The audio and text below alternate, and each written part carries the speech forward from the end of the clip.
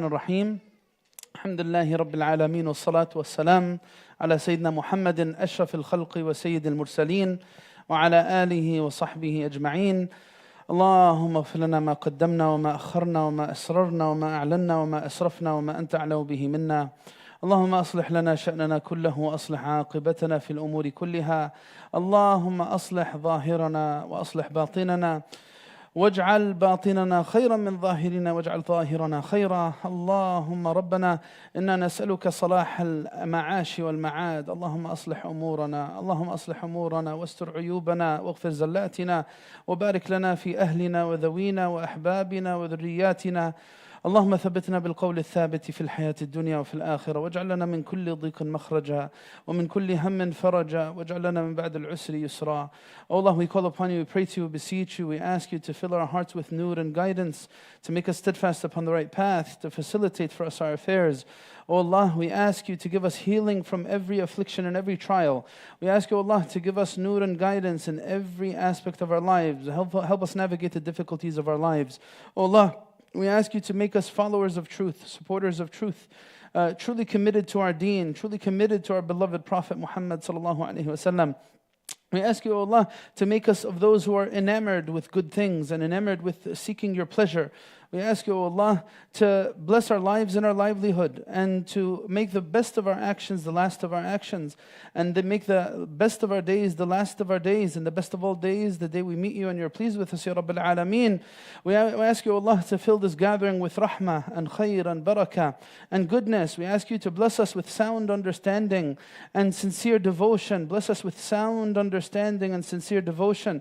Bless us with sound understanding and sincere devotion. Better our condition and the condition of the Ummah of Muhammad sallallahu alayhi wasallam in the east and west. We ask you, Allah, by the blessings of this space and the blessings of this gathering and the blessings of this night, we ask you to better the condition of the Ummah of Muhammad sallallahu alayhi wasallam, and to give charge of our affairs to the best of us, not the worst of us, and to unite our hearts upon your ridha and your pleasure, and upon your Quran and upon the Sunnah of the Prophet sallallahu alayhi wasallam. Ameen, ameen, ameen. Allahumma اختم لنا بخير أجمعين والحقنا بالصالحين واجعلنا من ورثة جناتك جنات النعيم يا أرحم الراحمين. آمين, آمين. Amma ba'd, it's a pleasure to be with you guys again for our Friday forum, and tonight we have a special subject, and that's the subject about knowing yourself and knowing your enemy. We're going to discuss the different aspects to this, inshallah, and share some reflections. But before we get into any of that, I want to pass it over to Akhi Ibrahim to moderate and start the session, bi'idhnillahi ta'ala. Bismillah. Assalamu alaikum wa rahmatullahi wa barakatuh. Barakallah feekum for joining us tonight. A lot of people, alhamdulillah. I'm happy to see so many faces. As you know, we'll start with the Slido. QR code is up here. You can scan it, put in your code. If you have any questions, we're going to do something a little different this time. We're going to be a lot more interactive. We're going to try to be.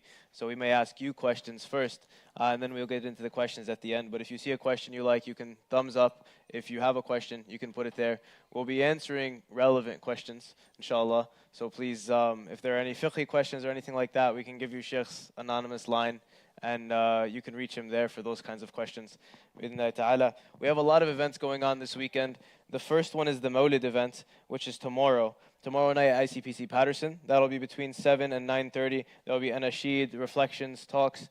Bi-idhnillahi ta'ala. That'll be ICPC Patterson, 7 to 9:30 p.m. Our next event, we have two events happening at the same time on Sunday. We'll have the Community Hub, which is a family event. It'll be a barbecue event. Ustad Zaid Abbasi will be here giving us a short lecture, a reminder. Bi'idhnillah. That'll be, weather permitting, outside, I presume. That'll be, what's the time? Bismillah. 1:30 will be the barbecue here at ICPC-Clifton. And at ICPC Patterson, there'll be the Ihsan Academy launch, where you can sign up, learn more.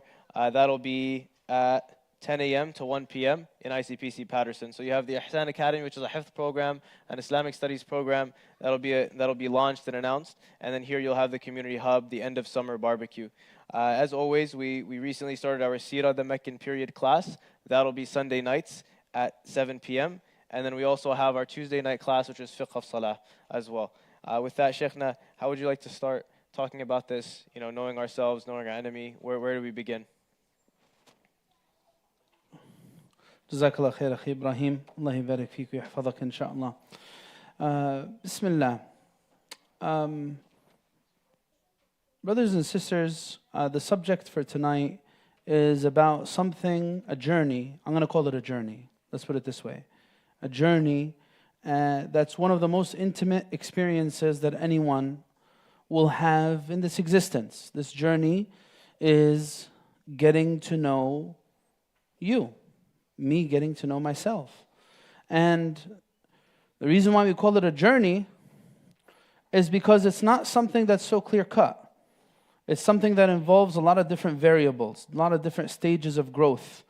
And our deen teaches us that knowing ourselves is one of the critical gifts from being someone who's connected with Allah. I'll give you a verse of the Quran. Let's see if any of you guys know the surah. وَلَا تَكُونُوا كَالَّذِينَ نَسُوا اللَّهَ فَأَنْسَاهُمْ أَنفُسَهُمْ.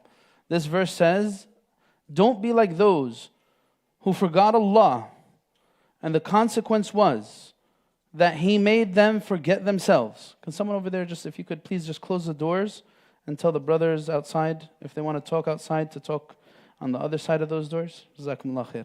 Barakallah feekum. Just please close the doors. Barakallah feekum. So this verse, don't be like those who forgot Allah and hence He made them forget themselves. What surah is it in? Who knows the surah? Surah Al-Hashr, exactly. Surah Al-Hashr. So one of the gifts is me getting to know me. That's a gift for being connected with Allah. Well, let's put it this way. How many people here think they know themselves? Raise your hand. All right. Raise your hand if you think you know yourself. Well, we have a few people who think they know themselves. All right. Let me ask you a second question. What does it mean to you to know yourself? What does it mean to you to know yourself? What does that even mean? I know myself. You know, we hear it a lot, right?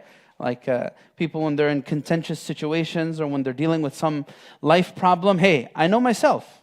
Hey, I know myself. What does that mean? What does it mean to know yourself? For someone who raised their hand, anyone. What does it mean to know yourself?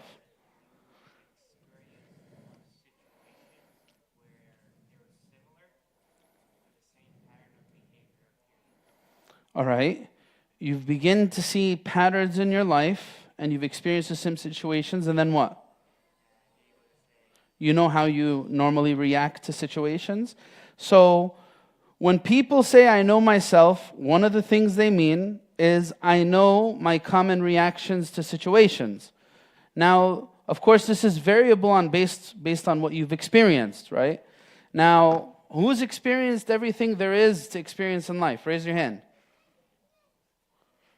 Allahu Akbar. How old are you, Habibi? Are you like 7, 8, 9? You've experienced everything there is to experience in life? Allahu Akbar. So, see, I want you to think about this response. Because part of thinking that you know yourself is seeing your consistent reactions. Please, sisters. Jazakumullah khair. Barakallah feekum. If you think you know yourself, that means you know it based on certain patterns, certain experiences. But sometimes there are things you haven't experienced in your life yet. You wouldn't know how you're going to react to them, right? Is that possible? You wouldn't know how you'd react to certain traumatic situations. Take a look at two examples from the sunnah of our beloved Prophet ﷺ. I gave this example recently in one of the recent talks. A woman lost her son. One of the most traumatic life experiences, having to lose a child. May Allah subhanahu wa ta'ala bless every mother or father who has ever had to deal with losing a child. Because you really can't imagine the emotions, the raw emotions that are there until you're actually in that type of situation. You know, and if you know someone close to you who's gone through that, you know what I'm talking about, right? So the Prophet ﷺ passed by this woman who was crying so hard by the grave of her son. And he told her from behind, ittaqillaha wasbiri. Be conscious of Allah Azza wa Jalla and be patient. So her gut reaction to this was, innaka lam tusab bi musibati. You don't know what I'm going through. And then when she heard who was behind her saying this, she heard it was the Prophet ﷺ, she felt so bad. She went, she looked for the Prophet ﷺ, she apologized. She said, I had no idea it was you, Ya Rasulullah. Prophet ﷺ told her, إِنَّمَا الصَّبْرُ عِنْدَ الصَّدْمَةِ الْأُولَى. True patience is when you have this first moment of grief, when you're experiencing this very new thing. It's very traumatic. That's your mile marker for how patient you have become as a person. What's your knee-jerk reaction? Is it something awful or something pleasant? Something awful or something pleasant? I know myself, right? But guess what? There's another example in the Sunnah. The Prophet ﷺ tells us, لا تتمنوا لقاء العدو ولكن إذا لقيتموهم فاثبتوا. Don't ever wish for being in the face of your enemies. But if you are ever put in such a situation, be patient and be firm. This hadith teaches us a life lesson. Hey, never wish for affliction. Hey, don't ever assume how you'll deal with trials, because you won't know your knee-jerk reaction until you actually get there. So there's actually something that someone who's journeyed in trying to learn about himself, something that I figure out, right? Something that a person figures out, right? That I can never, for certain, anticipate how I will be in different situations. You know, look at this is the wisdom of our companions. Why is this important? Look at the Sayyidina Abu Bakr radiallahu anhu. He said, if my situation was that I had one foot in Jannah and one foot out of Jannah, I will never rest assured from what Allah has planned for me. I will not feel a certain sense of, a false sense of confidence, right? Because Allah says in the Quran, أَفَأَمِنُوا مَكْرَ اللَّهِ. Did they ever think that they're in this secure zone that nothing could truly penetrate whatever they have guarding them? Did they think that there's nothing that could come their way that'll absolutely shatter them? Right? So this is a point of thinking, do I know myself? Well, is there a way that I could get to know myself? Yeah. And part of that journey in getting to know myself is that I will learn to never trust the outcomes of what could be. Rather, I put my trust in Allah. I put my trust in Allah because I know my nafs. There's a beautiful line of poetry, right? There's a beautiful line of poetry that Imam Busiri says. He says, وَجَاهِدِ الْهَوَى وَالنَّفْسَ وَجَاهِدِ الشَّيْطَانَ وَالنَّفْسَ وَعْصِهِمَا وَإِنْهُمَا مَحَضَاكَ النُّصْحَ فَاتَّهِمِ. He says, struggle against your whim and struggle against your nafs. Struggle against your whim and struggle against your nafs. And if they ever try to come to you under the guise of advice, then be very, very careful for what your nafs will try to pull you into. This is a way to get to know my nafs. Now here's another question for you. Let's switch gears. The bigger spectrum of what we're trying to get to know here is, how can I become more self-aware, and how can I truly know the things, the roadblocks, the stressors, the influencers that could really bring me down? This is a real big thing when it comes to my journey in spirituality. Can people change? Can people change? It's a question for you guys. Can people change? Raise your hand if you think yes. Raise your hand if you think people could change. Allahu Akbar. MashaAllah. Seems like we have all the positive people in the masjid here today. How many times have you ever heard someone say this? People will never change. People can't change. People will stay the same. They'll always be who they were. Yeah, sure, the names or it'll come under a new mask, but it'll all be the same. What's underneath will stay what it was. Our deen teaches us people can profoundly change, right? Next time you hear someone tell you people can't change, you know what you should tell them? All right, tell me about Umar. You know who Umar is? You know who Umar is? We mentioned in the khutbah. Tell me who Umar is. If you really think people can't change and you keep on throwing this at every problem, because you know what, sometimes people allow themselves to get in certain negative mindsets that gives them a cop-out excuse, a scapegoat for just accepting a very negative status quo. I'm not going to try to fix this. People aren't going to change. It's just, there's no use. Why should I even try? Right? Why should I even try with my mother or my father or my sibling or my friend? It's not worth it. It's not worth it. Right? This is satanic words coming on the tongues of people. It's very common. People won't change. Right? That's what, in fact, some of the companions said this about Sayyidina Umar before he became Muslim. They said, you know what? There's no way Umar ibn al-Khattab is going to become a Muslim. His donkey would become a Muslim before he actually becomes a Muslim. That's what they said, right? But Umar went from being a drunkard in the streets of Mecca to being Al-Faruq. This emblem of justice, this person who was so committed to truth that people identified truth by what Umar did. That's how powerful Umar is as an example in this. So can people change? Yes, they could profoundly change. Now, what do I need to know in order for me to change? All right, if people could change, if I need to get to know me, I find myself in this journey of life at whatever age you're here at, whether you're 8 years old or 20, 30, 40, 50, 60. Let me put myself in this thought process right now. If I really want to change, and if I really, really want to understand me, where should I start? Start with understanding the presets within you. You guys know what I mean when I say presets? There's a particular word. It's a term that we use to define the presets within human beings. You guys know what that is? What is the term that defines the presets within human beings? بالضبط. فطرة فطرة الله التي فطر الناس عليها. Right? كل مولود يولد على الفطرة.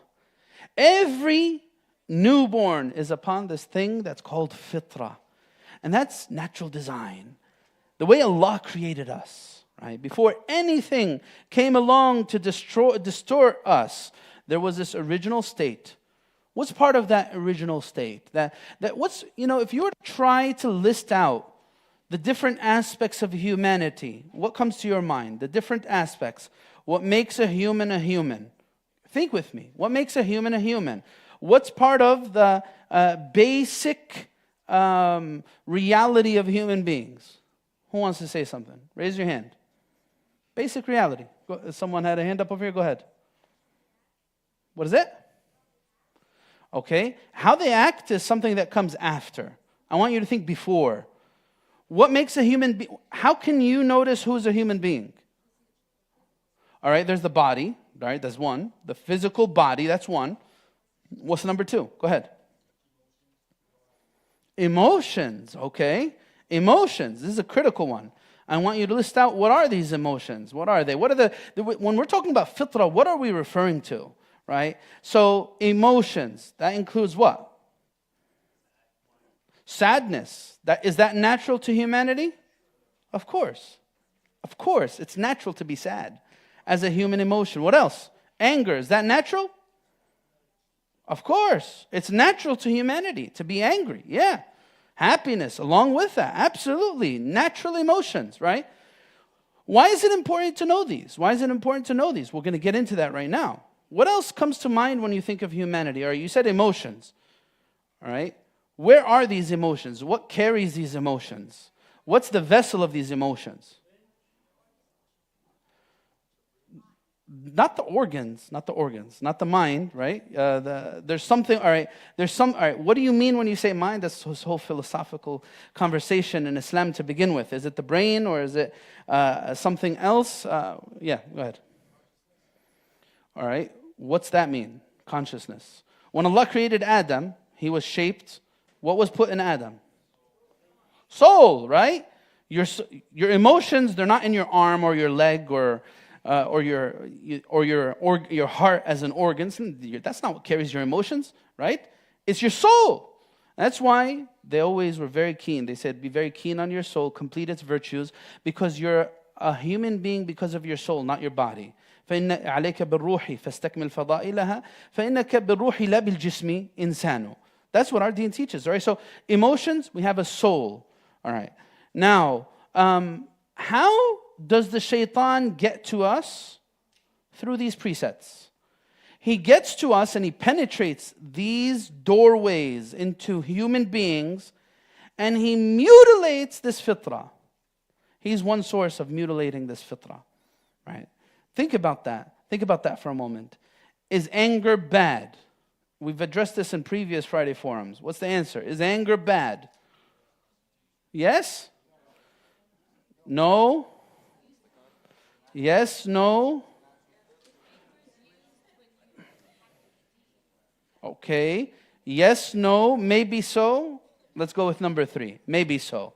Depends, right? Depends, right? Of course it depends. How could you tell me anger is bad? Anger could be the very reason why I stand up for what's right.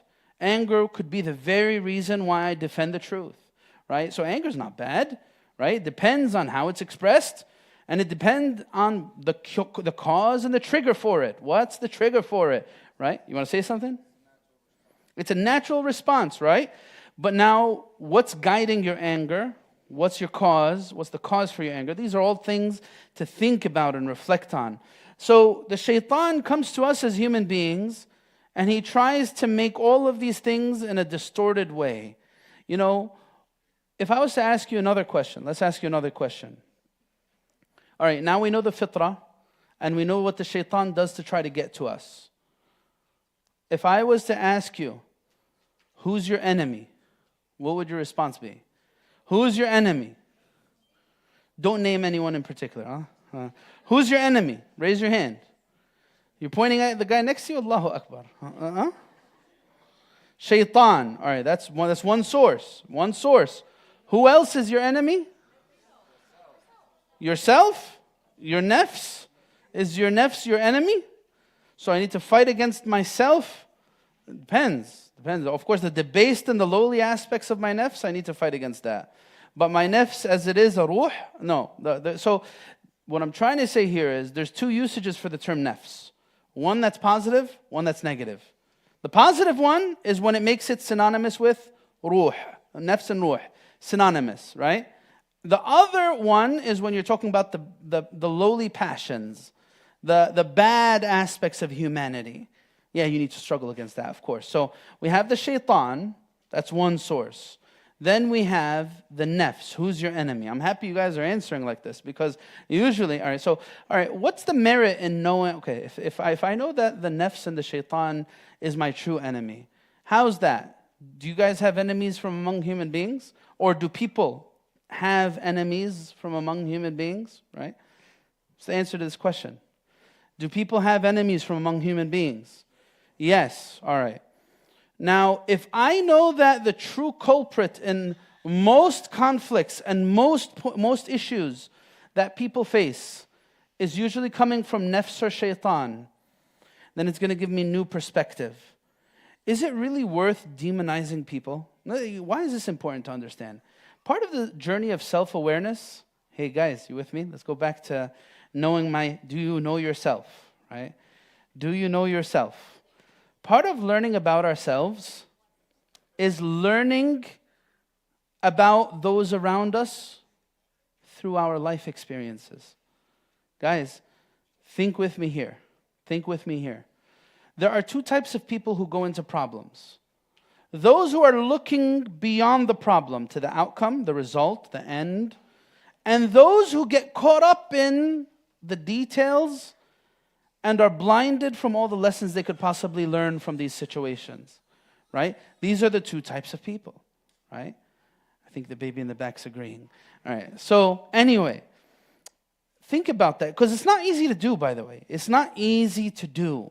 It's so easy to get caught up in your situation, in your life, and you know what? You lose track of things. How many times has someone found themselves in this type of situation where, you know what, I just lost track of where I'm going in my life. I feel confused. I feel uncertain. I just feel, sometimes people reach a point where, you know what, I don't like people. I'm not enjoying myself. I'm not enjoying my family interactions, my friendships. I'm not enjoying this, I'm not enjoying that. These situations, brothers and sisters, are really critical for us to be able to zoom out. Zoom out. Let me look at things through a different lens. Is it worth demonizing people? Because guess what? Just as I have a nafs, you have a nafs too. I have a nafs, you have a nafs too. Right? Just as my nafs could skew my perception of things, your nafs could skew your perception of things too. What does that mean ultimately? What does that mean ultimately? Hey, guess what? It's not about demonizing. People aren't devils. People, yeah, there's shayateen al-ins. I'm not saying there's not shayateen al-ins. But the vast majority of people you're going to interact with in your life are not people who are pure evil. They are individuals who are either mistaken in their ways because the shaitan led them away from the path, or they're people who lost sight of things because their nafs blinded them. True or false? Guides, true or false? How does this help me? You know why? Because sometimes one of the things that leads to the demise and ruin of people in relationships is when I start viewing things in binaries. This person's a shaitan, he's a devil, I hate this person, I'll never forgive this person did this and did that.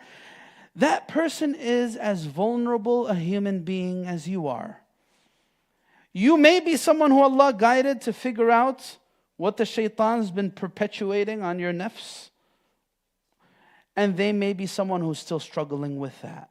Let's go to the next question. All right. If we go, I want you guys to do something right now. You guys have Quran apps on your phone? You guys have Quran apps? Open your Quran app. There's this page in the Quran that is critical to reflect on.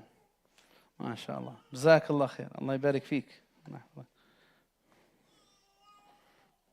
So, if you guys go to Surah Al-A'raf,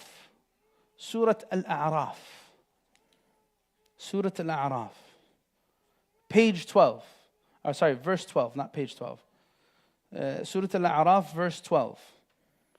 This page from verse 12 to 22 has golden things for us to reflect on in understanding our nafs and our enemy. Knowing yourself and knowing your enemy, right? You know what? When I actually get to know my enemy, I'll be more aware of myself. You with me? If I said my enemy is the shaitan and my nafs, hey, you know what? I need to learn about the shaitan and I need to learn about my nafs. The Quran teaches us about this for a reason, right? إِنَّ الشَّيْطَانَ لَكُمْ عَدُوٌ فَاتَّخِذُوهُ عَدُوًا. The shaitan is your enemy. Take him as your enemy. What does that mean? Learn about him. Because when you learn about the shaitan, guess what? You're going to learn about yourself. Every experience in life, brothers and sisters, is actually teaching us new things about ourselves. And this is the humbling approach to our nafs. You know what? I don't have it all figured out. Tomorrow is going to teach me something new about my nafs. And the day after that is going to teach me something else. You know the scholars of the past, they teach us to observe our nafs, right? How can you observe your nafs, right? Before I get it, I'm going to go into these verses right now. But I want to ask you this question. How can you observe your nafs?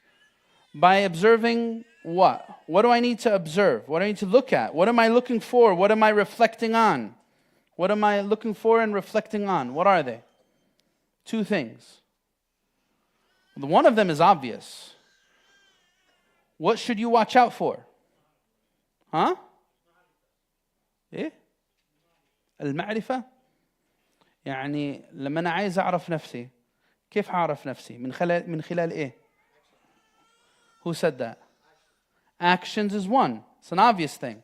How am I behaving? Who am I? Well, how am I behaving? Oh, I am a very clean-hearted person and I'm very pure heart and Allah knows what's inside me.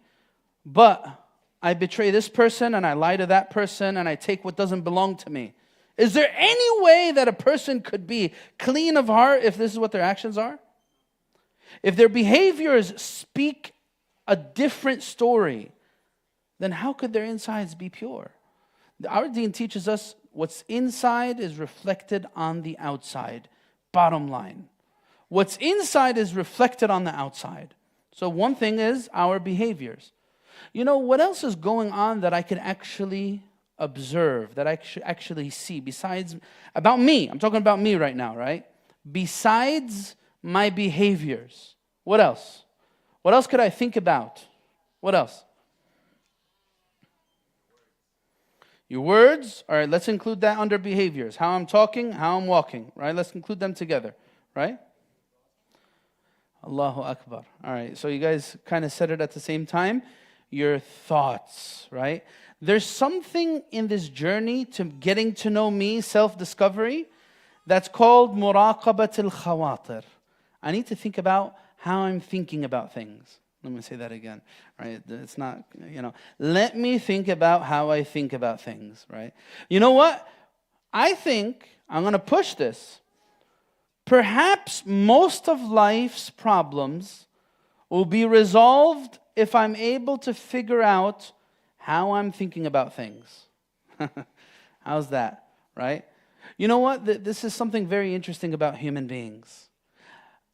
The perceptions we have play a massive role in our life experience, right? How many times have we heard of or seen a situation, well, if you're involved in these types of things, if you're not involved in them, you might not see it as frequently, but still you might see it, or you might have experienced it yourself, or you might have had a friend. Sometimes everything is absolutely fine, yet it's absolutely not fine. What do I mean by that? I'm not trying to be cryptic, but there's nothing wrong with the body, emotionally speaking, or in terms of a person's mental health. The doctor can't identify an illness, a disorder, or something like that.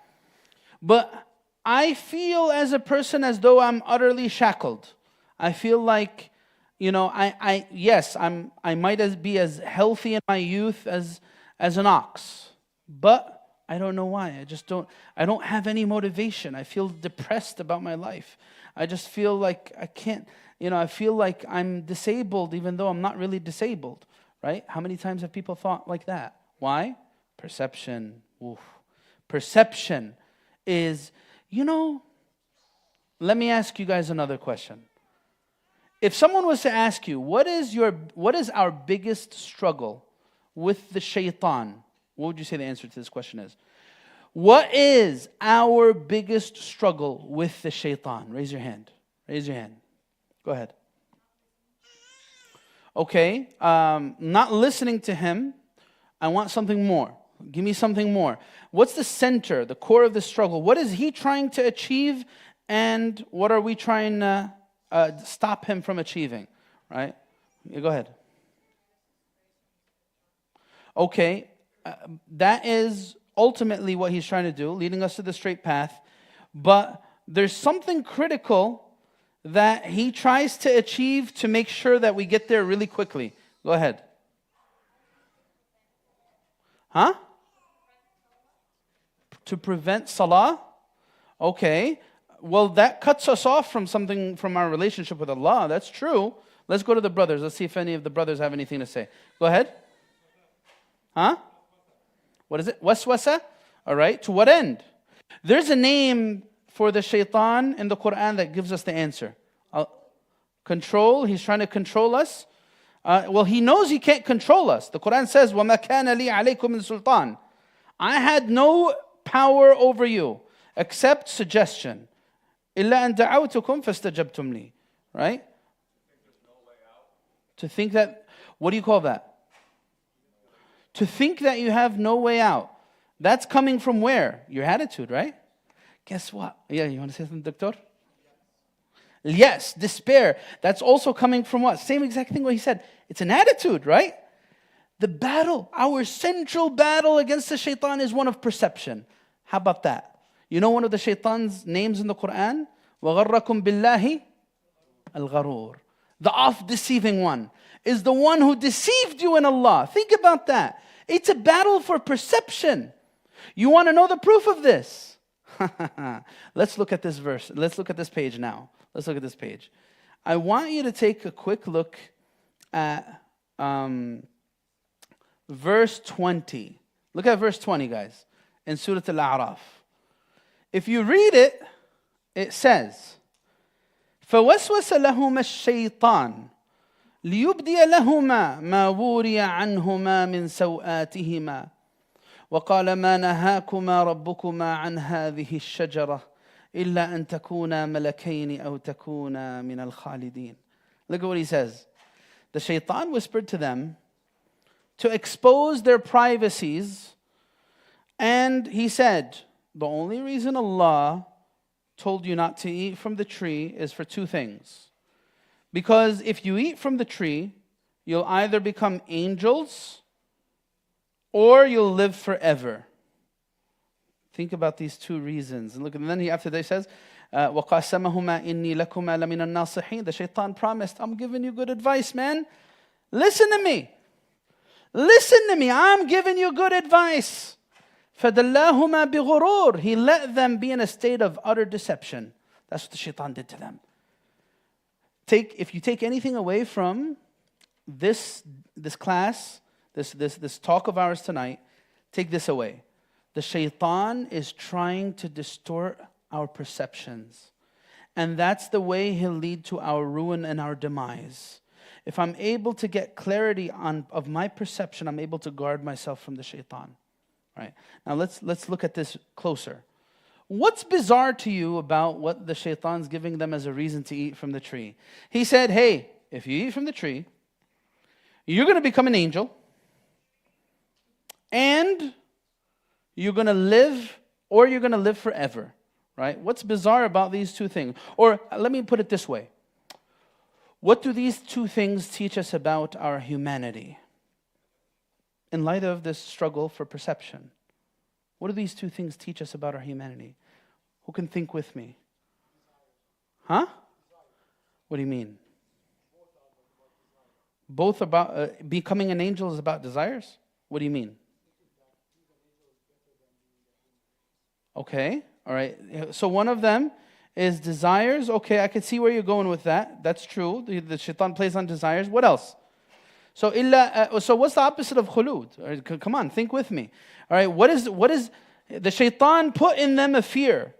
He said, if you don't eat from this tree, guess what? You're going to miss out on two things. You're not going to live forever, and you're not going to be an angel. What fear is he trying to trigger within them?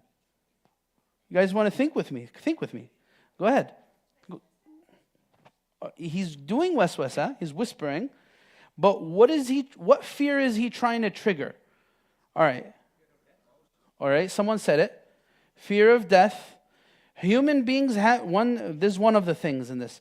Human beings have an immense fear of the unknown. Let me emphasize this.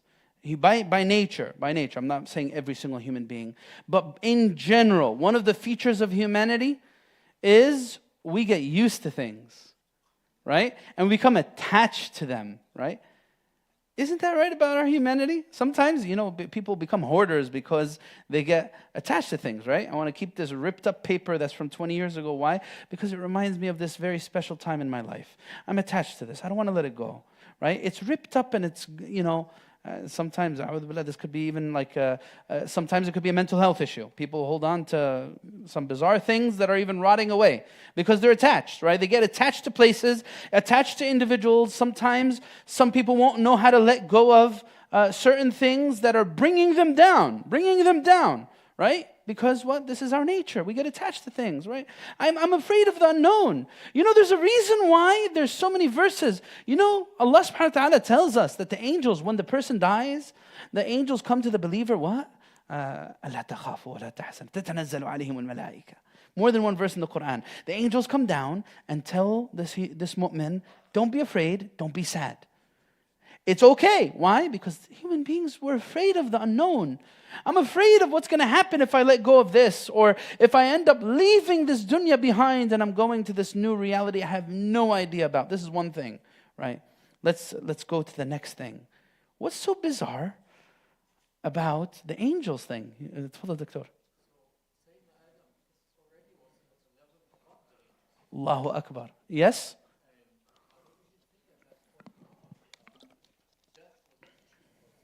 Okay.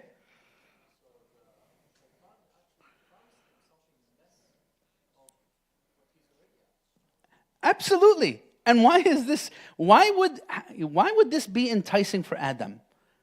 Why on earth would this be enticing for Adam? Hey, by the way, if you graduate from college with your engineering degree, I'm going to hire you at this 7-Eleven I own. You accept? Yeah? Enticing, right? And guess what? I'll pay you $10 an hour. Oh, I'm sorry. I think minimum wage is a little higher now, right? Is this going to entice you to go get your engineering degree? Not that you're getting an engineer. I don't know what you... Anyway, but so why on earth would it be enticing for Adam? Allah is teaching us something critical about our humanity and perception. Perception is the name of the game, brothers and sisters. What is He teaching us? Who wants to say something?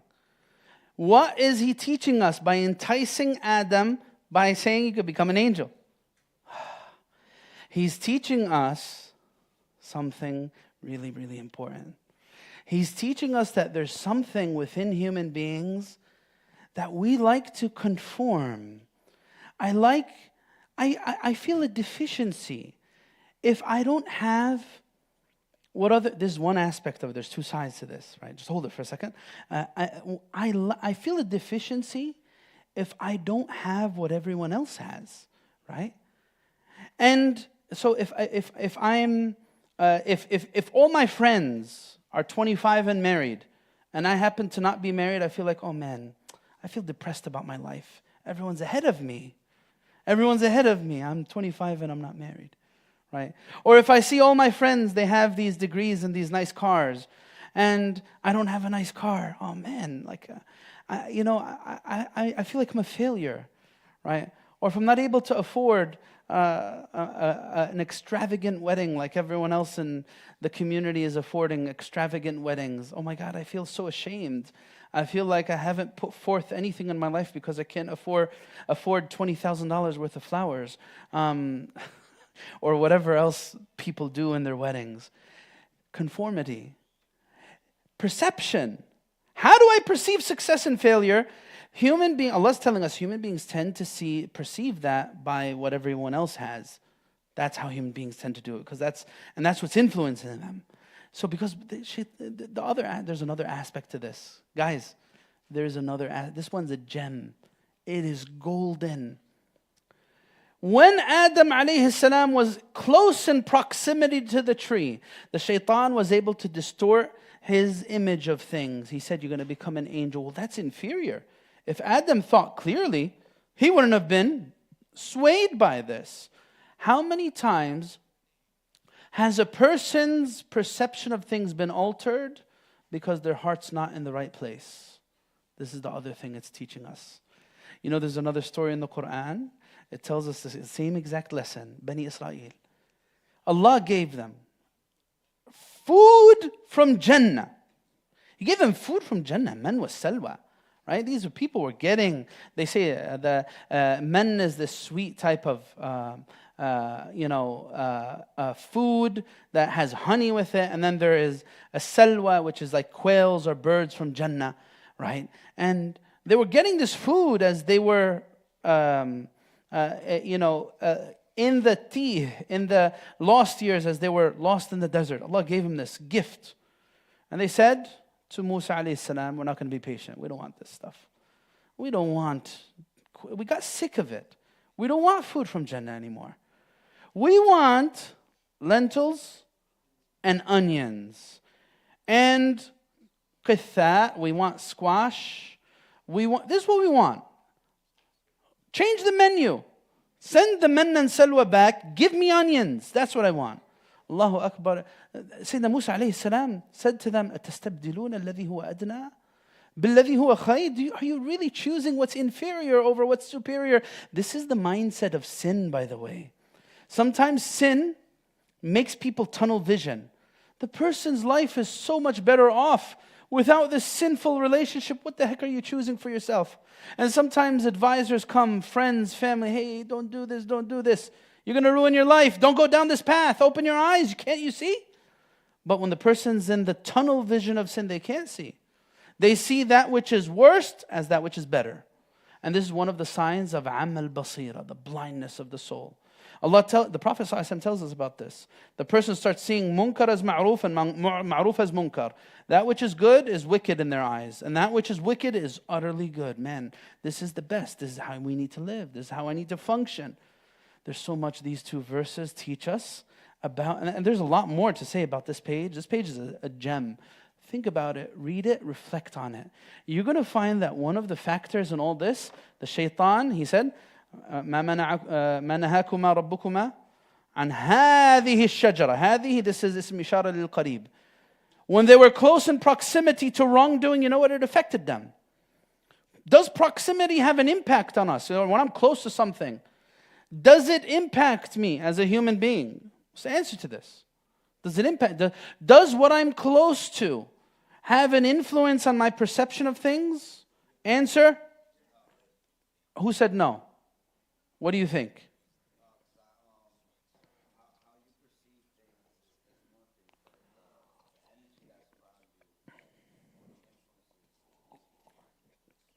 And guess what? Most people are weak. Even if, and you know what? You know who the weakest ones are? The ones who think they're strong. You know the mindset that comes from A'udhu billahi minash shaitanir rajim? Think about this with me. A'udhu billahi minash shaitan. When Allah tells us, seek refuge in Allah from the shaitan. Is the shaitan strong or weak? How many of you say he's weak? Raise your hand. Weak. Raise your hand. All right. How many of you say he's strong? Raise your hand.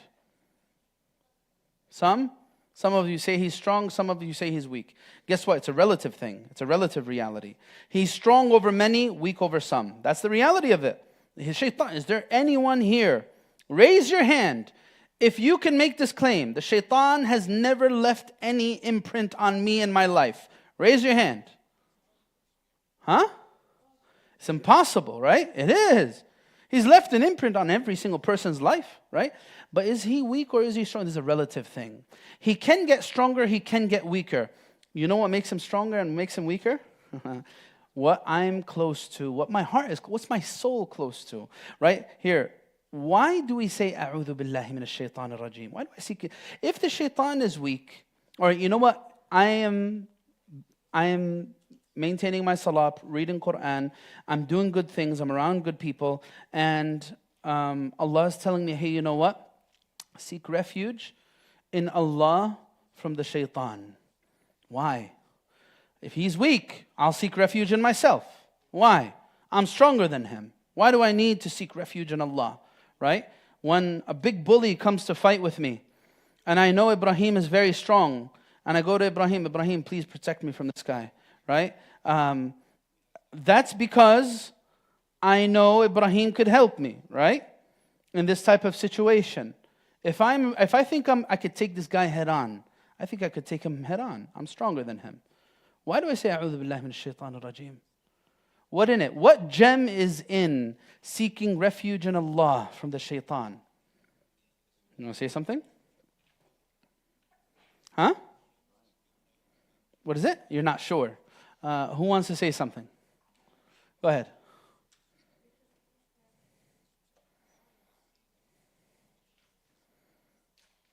Yeah, but imagine someone who's very weak comes to fight with me. Am I going to go seek someone's help if I think I could beat him by myself? What's the source of your strength? Yeah. Huh?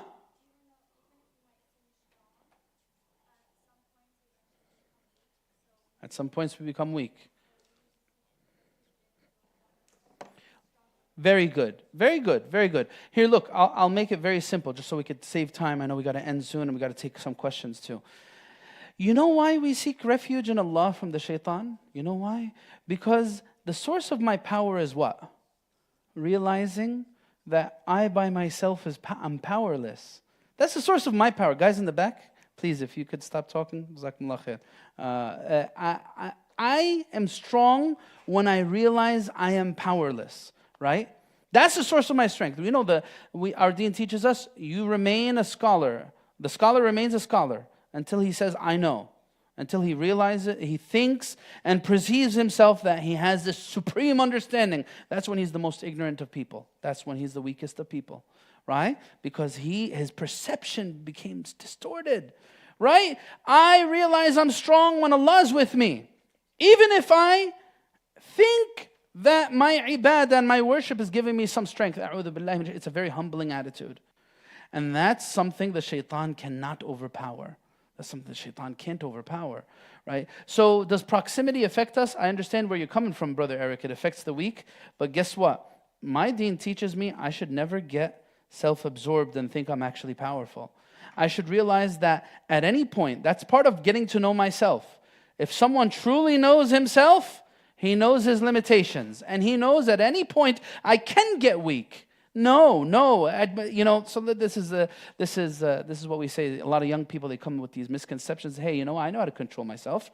I could be friends with the opposite gender. What's the big deal? I'm going to have a kind, cordial conversation with a brother or with a sister, and I'm going to respect my boundaries. Why do I always have to perceive everything has to be like we're animals, right? I know my boundaries, right? No. You will only know yourself when you realize that, hey, you know what? I can fall into weakness at any moment. That's when you truly know yourself. You truly know yourself when you know that you could become weak, right? So I want to push this a little further.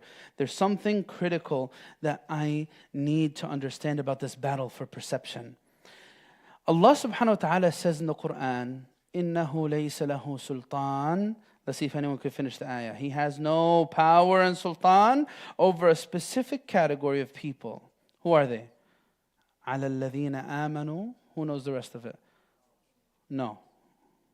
What is it?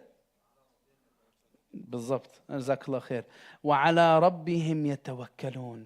Allah mentions out of all characteristics, you know who the shaitan doesn't have power over? Someone who has true faith and what we call tawakkul. Tawakkul, trust in Allah. Why is that the safeguard from the influence of the shaitan? You ever think about that? Why is true trust in Allah the safeguard from the influence of the shaitan? Right? Why not patience? Why not yaqeen? Why not good character? Why not anything else? Tawakkul. You know why? Because one of the greatest challenges for human beings are the variable things. We're going to go back to the unknown. Test of qadar. وَمَا تَدْرِي نَفْسٌ مَاذَا تَكْسِبُ غَدًا. You don't know. وَمَا تَدْرِي نَفْسٌ بِأَيِّ أَرْضٍ تَمُوتُ. These variables, these unknowns in our lives are the biggest tests of faith. That's what tests your faith, the unknowns, right? And trust in Allah Azza wa Jal helps me bridge that gap. Because the shaitan comes to you and I, and what does he try to do? He plays on our emotions. He makes you think of your past. Hey, you know what? Have despair. God's never going to forgive you. You're not worthy of forgiveness. He makes you think about your future and you have all kinds of false hopes. I'm going to build and I'm going to buy and I'm going to do and I'm going to do this, and that. False hopes, right?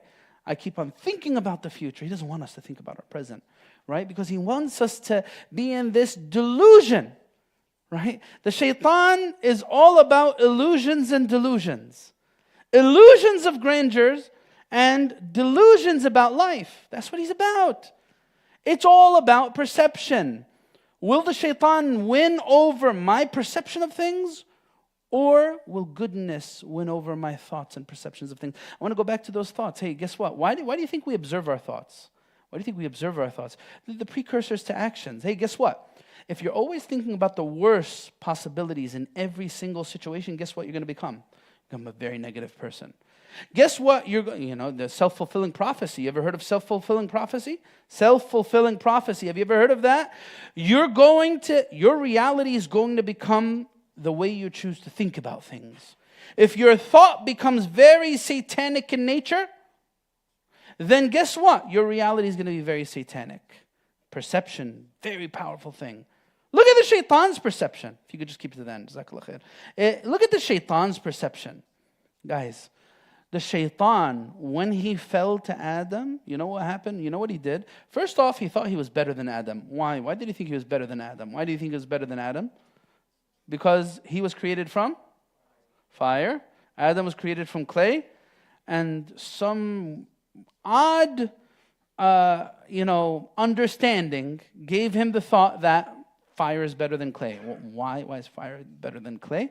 He's the first racist, right? Iblis is the first racist. Fire is better than clay? Why? I just get a bucket of water and pour it over. Oh, khalas. And I'm just joking. Why is fire better than clay? He's the first one who had this delusional outlook on things. He's all about delusion. He had this delusional outlook. I'm better than Adam because I'm created like this. He's created like that. And then you know what he did? He deflected blame. That's the satanic mindset. The satanic mindset is one of insistence on wrongfulness, right? You know what? I'm not going to listen to any advisors. I got to figure it out. Allahu Akbar. It's one of the most tragic things. I do some counseling in the masjid sometimes for people. They come with different... It's so tragic when you find anyone say the following words at any age. But it's more tragic when you find some guy who hasn't even hit 20. Yet he thinks he has the whole world figured out. Allahu Akbar. Wallahi, it's so sad and it's so tragic that the mind could convince people to think in these ways. Hey, you know what? I got it all figured out. I don't need anyone to tell me anything. I don't need to listen to anybody. I don't need any advice. Right? I got everything figured out in my head. Right? Wallahi, this person, anyone who has this type of mindset, remember these words. Anyone who has this mindset is going to fall on their face so many times in their life. Life is going to humble them. They're going to go through all kinds of trouble. Why? Just because of this satanic mindset. I don't need advice. I don't need anyone to give me from their life experiences. Right? And then the third one is deflection of blame. Deflection of blame. Hey, you know why I am the way I am? It's because of you. And you and you. You're the reasons why I'm the way I am. This is what the shaitan did. Satanic mindset, what does it mean? Right? Deflection. Right? It's because of you. It's because of you. It's because of you. He said this, it's because of Allah and because of Adam. That's why he didn't prostrate. That's why he was ruined, because of everyone else, not because of himself. I think that's enough in getting a blueprint for how we could begin to try to understanding ourselves. I am telling you again, brothers and sisters, Allah mentions it as a gift. You know, if you connect with Allah, the gift is you'll get to know yourself. Don't be quick to think that you're going to get to know yourself. No, life's going to teach you about yourself. If you're humble enough, even to the last day of your life, you're going to learn something about yourself. That's even a whole other journey. You can't even imagine that. Right? If you've seen someone in a terminal illness and they're living their last days in this dunya, and you actually could see how they're looking at the world, Allahu Akbar, you can't even imagine what outlook that type of person has on things. Right? Learning about yourself, you learn more when you get a terminal illness. Afan Allahu iyyakum. But we've seen people who've gone through this. There's stories. You guys know about Imam Suhaib Sultan? You guys know about him? Raise your hand if you know Suhaib Sultan. Raise your hand. None of you guys know Imam Suhaib Sultan. May Allah have mercy on him. He passed away. He was the chaplain. No. A lot closer to home. He was the chaplain at Princeton University. He passed away a few years ago. He had this type of cancer. I'm not a doctor. I don't know what it was. But anyway, he passed away at the age of 40. And he documented the last year of his life. There was a lot of videos, talks, lectures. Look him up. Put Imam Suhaib, S-O-H-A-I-B, Sultan, S-U-L-T-A-N. He passed away a few years ago. And you'll find a few videos as he's speaking about his terminal illness and his worries and his perspectives on life.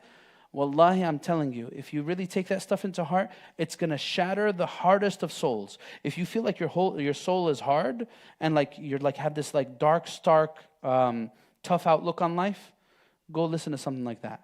Look him up online and see and learn from that perspective. It's going to shatter your soul. It's going to give your nafs a chance. Hey, you know what? I need to seek a new journey in my life. Right? That's a little bit about learning about me and learning about my enemy. Now, I think we can, I know, I went for a very long time. If we have any questions, we could take some questions. Maybe we'll take like a few questions, like 15 minutes or something. Okay. So the first question is a fiqh question, so we're going to skip over that for now. Yeah, let's stick with the subject. How do I deal with imposter syndrome when transitioning into becoming more conscious of Allah? from when I used to constantly sin and give in to my desires. Say it again. How do I deal with imposter syndrome when transitioning into becoming more conscious of Allah from when I used to sin constantly and give in to What's my desires? imposter syndrome? So, like, let's say a new consultant is working the job and he has to pretend like he knows everything, but inside he feels like he knows nothing. So he's an imposter among experts. So that's what imposter syndrome is. So, in my journey to getting to know Allah Azza wa Jal, how do I deal with that if I feel like I have imposter syndrome? Hey, you know, I guess maybe they feel like a sinner, yeah. even if they're no longer a sinner. Hey, you know what? The path to spirituality and the path to Allah is by hammering those understandings within us. I don't call this imposter. I don't call this particular example feeling like I'm a sinner, even though I'm not a sinner. There is something self-deprecation, self-loathing. We don't want to go there. We don't want to go too far with how we blame ourselves for the past wrongdoings that we committed.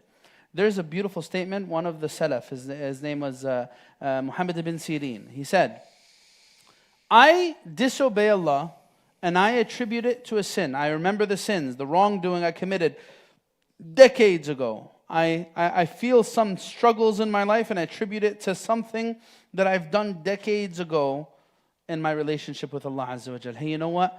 Part of me growing spiritually is for me to embrace what was and make it a source of inspiration for what is. You don't need to run away from your sins. You don't need to act like they never happened. In fact, that's exactly what it means to be delusional. To think that you're completely disconnected from your past. No, our Salaf teach us, I'm going to fuel my present and my future by this feeling of true repentance, which is true regret from all the things I've done in my past. That's what I'm going to make the fuel for my future. A real sense of regret. So don't look at it through this lens of self-loathing, because it's not. Actually, I'm going to feel a whole lot better every single time I remember my sin and I remember the day that Allah subhanahu wa ta'ala allowed me to emerge from it. So don't feel like that. Look at it a different way. See it as a reason for you to be inspired. Don't live in the past, but hey, don't forget it either.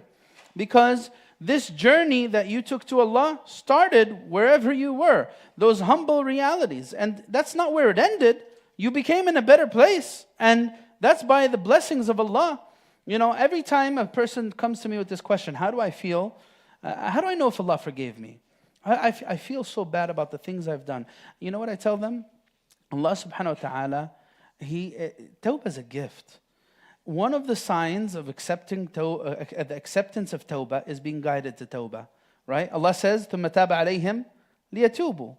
There's no way you would have experienced regret for what you've done unless Allah wanted you to repent. Because tons of people live and die, they pass by the stuff they've done in their past, and they don't feel any sense of regret. Don't try to divorce yourself from your past. Be inspired by it. Look at it a different way. That's what I would say to that. Be a student of your difficulties. Be a student of your difficulties. That's really what we need to do, brothers and sisters. We need to become students of our difficulties. That's what going to teach me. A student meaning I'm going to learn a lot about life and myself. When I actually start processing what's going on and I zoom out and I see things for what they really are. Go ahead. What is the difference between nafs and ruh, since you mentioned it, if we could just recap? So like I said, nafs and ruh could be used synonymously. They could be used as one, right? Ya ayyatuha an-nafsul mutma'inna irji'i ila rabbiki radiyatan mardiyah. So sometimes it could be used as one and the same. Imam Ghazali mentions this in one of his books. Sometimes nafs, and this is how it's usually used in the books of tazkiyah, could be used to refer to the lowly passions and desires. And that's why they say jihad an-nafs, struggle against your nafs. Not against your ruh, but against the lowly stuff, the bad stuff, the things that bring you down. So it could be used in those two ways. What if you have bad waswasa, for example, OCD with wudu and salah, and feel like no matter how much you hear advice, you can't change what you do? Or basically, I guess, the advice for waswasa in general. The best advice, I know it's not easy, and I know this might not be sufficient for you, but the best advice that we give for this is you need to cut it from its source. What does that mean? Meaning, pray however you're going to pray. do wudu, however you're going to do wudu, inshallah Allah is going to accept it from you. You don't even need to think, oh, did it get everywhere or whatever? No. Just push all those thoughts out. Allah is going to accept from me no matter what I do. Khalas. You've been making wudu for a long time in your life. It is always from the trickery of the nafs. Don't pay attention to it. Or it's from this medical condition that you have. Don't pay attention to it. So bottom line, anyone with waswasa, what's your cure? Don't pay any attention to it. That's it. That's your directive. Do it as you may. Inshallah, Allah is going to accept it. Bottom line, that's it. No ifs, ands, or buts. Barakallah feek. I guess this might be related to the environment. I've gotten closer to my deen, but my family isn't as close, which makes me sad. Yeah. What are the ways that I can help? What are the ways that you can? Help them? I presume. Yeah. What are the ways you look? Do our surroundings influence us? Yes. Yeah, of course. If I'm always around toxic things, guess what? It's gonna very well make me in certain way. I'm gonna normalize with sin. Hey, if I'm used to being around people who say F this, B that, A that, مش عارف hey that, all this and that. If I'm used to those profane things, if I'm used to seeing things, this one of the consequences of sins is ilful ma'siyah. Right? Is it for me to normalize, me to feel like it's okay, it's not that big of a deal? And hey, guess what? Your surroundings are contagious. The Quran says it. اتقوا الله وكونوا مع الصادقين. Be conscious of Allah and surround yourself with the honest people. Why? Because when you're around good people, part of the goodness that comes with that is you'll be influenced by that goodness. You'll be influenced. You'll be affected by it. Yeah, sure. There could be a few examples here and there of people who are candles in the midst of darkness. But that's very rare. You will be influenced by your reality. Go ahead.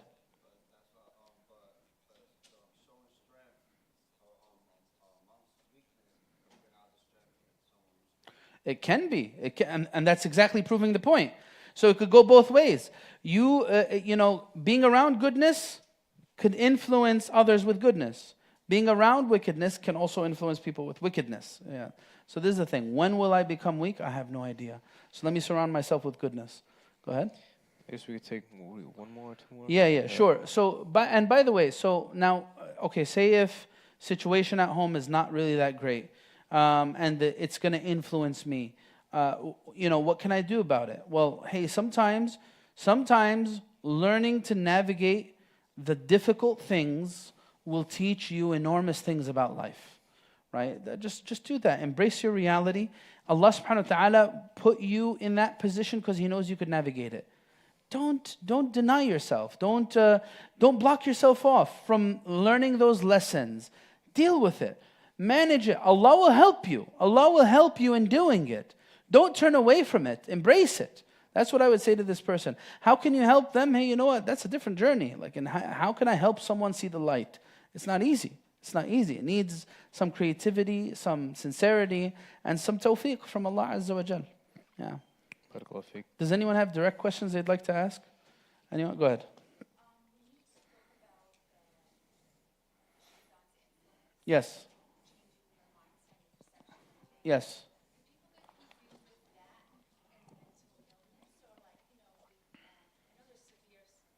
No. Yeah.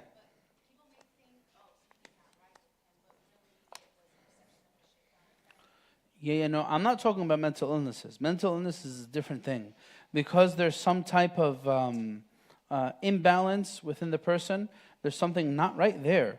Even no matter how hard this person tries to perceive things in the right way, they can't. And to a certain extent, this person would be ma'dhur and excused before Allah Azza wa Jal if they have like a deep mental illness that's very difficult. It's like an acute situation. So inshallah, they'll be excused because, I'm talking about the day-to-day, the person who embraces the dark, right? That's what I'm talking about. But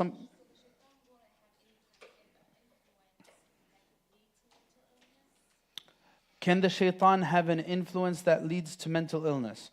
Well, that's a bigger discussion. Well, can behavioral things contribute to mental illness, or is it all genetic things? People tell you, there is some aspect of behavior, like, hey, if I mutilate my nafs by exposing myself to drugs and all kinds of awful situations, can drugs lead to mental illnesses? And tell you, yeah, the behavioral things can lead to that. They could really mess you up in the head, right? So it can, but not necessarily, right?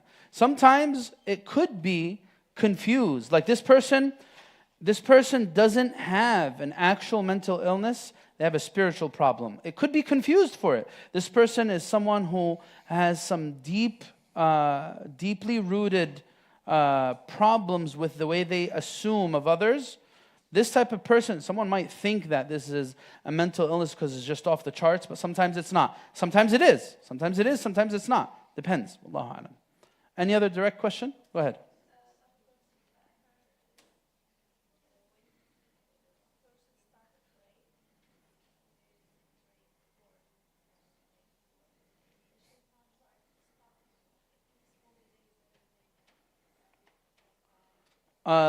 Well, look, there's a special shaitan dedicated to salah to try to deviate people and misguide people.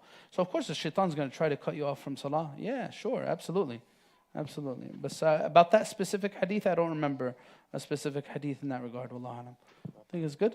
There was one Doctor, do you want to, one last question?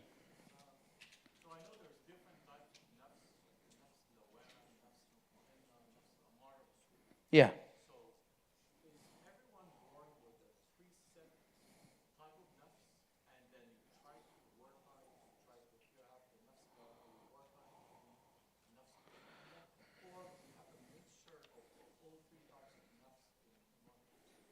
Jazakallah khair.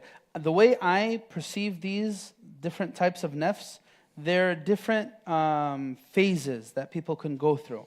And they're based on our life experiences, behaviors and actions. I don't think anyone would say someone's born with a nafs al-ammara bisu. Because even they say that character there's some aspects of character that are wahbi, that are gifted, but most of them are kasbi. Most of them are learned from the environment, the surroundings, the interactions. All this stuff contributes to that. So I don't think someone would say someone's born with a nafs al-ammara bisu, but this is a condition that the heart could become in. Like, so say for example, Ramadan comes around, and this person who has a nafs al-lawama, lawama is this reproachful soul. This is one is very turbulent. It's between goodness and wickedness, right? So Ramadan comes around, and I experience salah, I experience siyam. Last 10 nights come, I feel a very high spiritual high. And I feel nafs mutma'inna. Or I go on hajj and I feel the same way. And then I emerge from that reality and then I find myself. So I would say the baseline or the typical person is usually in the middle, between goodness and wickedness. There are things pulling towards goodness, like Ramadan, last 10, Hajj. And then there are other things pulling towards wickedness. The mu'min seeks to never have a nafs al-ammara bisu. This is the one that commands wrongdoing, that wants wrongdoing, that has an affinity with wickedness. That's something that's not natural to human beings, and it's also not natural to the mu'min. So I would say most are in the between, but then there's these forces that pull us. And you may go through different phases. And my life, I was able to be mutma'in at certain points, and then other things brought me down. Wallahu alam. Jazakumullah khair. There's a dua request, if that's okay. okay. Dua request? There's a dua request for 11th grade high school student. Ya Allah, that passed away today. Her name is Amira Khan. May Allah subhanahu wa ta'ala have mercy upon her and elevate her status in Jannah and give her family patience. There's a lot of, there's a lot of things that people are dealing with in this dunya, and it's really tough to hear about it. And we ask Allah Azza wa Jal to be with them. Allahumma ighfir laha warhamha wa'afiha wa'afu anha wa tajawaz an sayyi'atiha. اللهم أكرم نزلها ووسع مدخلها وجاف الأرض عن جنبيها. اللهم إن كانت محسنة فزد في إحسانها وإن كانت مسيئة فتجاوز عن سيئاتها. اللهم اغسلها بالماء والثلج والبرد ونقها من الذنوب والخطايا والآثام كما ينقى الثوب الأبيض من الدنس. اللهم اجعل مأواها الجنة ولا تجعل مأواها النار. اللهم اجعل مأواها الجنة ولا تجعل مأواها النار. اللهم اجعل مأواها الجنة ولا تجعل مأواها النار. اللهم أبدلها دارا خيرا من دارها وأهلا خيرا من أهلها وجيرانا خيرا من جيرانها وارزق أهلها الصبر والسلوان واجمعهم بها في جناتك جنات النعيم يا أرحم الراحمين. آمين آمين. جزاكم الله خير. السلام عليكم ورحمة الله. جزاك الله خير.